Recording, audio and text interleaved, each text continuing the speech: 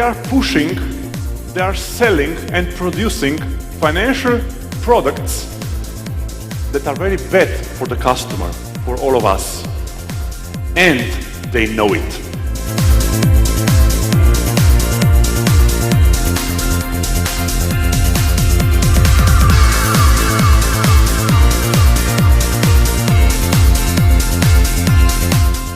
But just a different product and you get 8 years difference. How much is 8 years of your life worth?